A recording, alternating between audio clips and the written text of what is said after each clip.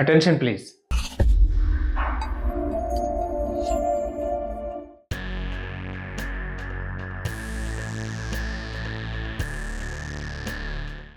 Area 51 area 51 గురించి దాని గుట్టుమట్ల గురించి విన్నారా? అది అమెరికా సంయుక్త రాష్ట్రాల ఎయిర్ ఫోర్స్ ఫెసిలిటీ. అధిక జనాభాకు నెలవైన అమెరికన్ స్టేట్ నెవాడా. అందులో జనంతో, ముఖ్యంగా టూరిస్టులతో కిటకిటలాడే నగరం లాస్ వెగాస్. ఆ నగరానికి వాయవ్యంగా సుమారు 133 కిలోమీటర్ల దూరంలో ఉంది Nevada test and training range. అక్కడి ఆ కేంద్రం గురించి అంతా గుట్టే. సస్పెన్స్ పెంచేసే అంశాలపై ఆసక్తి, ఫోకస్ అధికం కావడం సహజమే కదా. ఏరియా 51 అలా తీవ్ర ఉత్కంఠ కలిగించేదిగా మారి ఎన్నో పుస్తకాలకు, సినిమాలకు ముడిసరుకు అందించింది. అమెజాన్ సైట్ ఓపెన్ చేసి చూస్తే డగ్లస్ కీనీ రాసిన area 51, the secret places, the secret మిషన్స్తో పాటు ఎన్నో రచనలు దర్శనమిస్తాయి.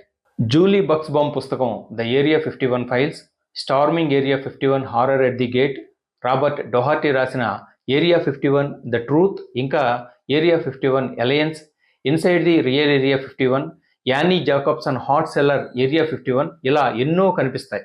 అమెరికా రహస్య ఎయిర్ ఫోర్స్ ఫెసిలిటీ ఎన్నో సినిమాలకు ప్రేరణ కలిగించింది.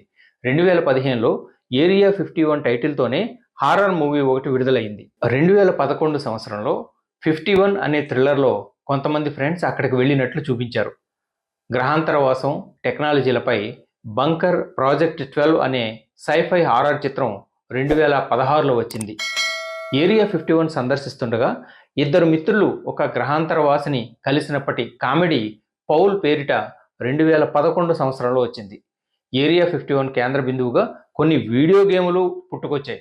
ఇంతకీ ఏమిటా ఏరియా 51? దాని చుట్టూ ఇంత హైప్ ఏమిటి? ప్రయోగాత్మక ప్రాతిపదికన విమానాలు, ఆయుధ వ్యవస్థలను పరీక్షించడానికి ఉద్దేశించిన ప్రాంతం అది. అందులో ఎన్నో టాప్ సీక్రెట్ ప్రాజెక్ట్స్ ఉంటాయంటారు.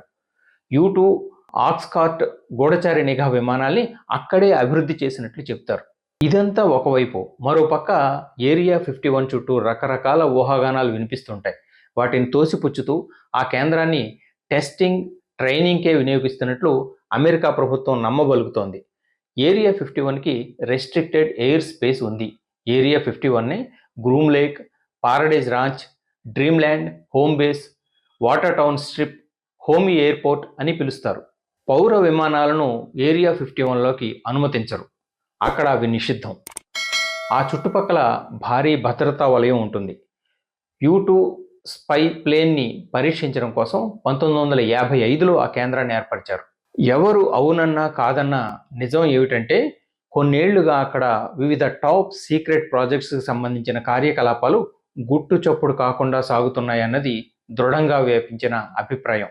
అందులో ఒకటి ఆక్స్కార్ట్ సూపర్సోనిక్ రికగ్నైజెన్స్ ఎయిర్ క్రాఫ్ట్. అదేదో ఆషామాషి లోహ విహంగం కాదు. శత్రుదళాల ఉనికిని గుర్తించి రహస్య దాడికి అవసరమైన సమాచారాన్ని అందించడానికి ఉద్దేశించిన విమానం అది. గ్రహాంతరవాసుల గురించి రకరకాల కథలు అడపాదడపా వింటూనే ఉన్నాం. వాళ్ళు సాంకేతికంగా మనకన్నా ఎంతో ముందంజలో ఉన్నారన్న విశ్లేషణలు ఎన్నో. వాటిని విని ఊరుకునే రకం కాదు అమెరికా.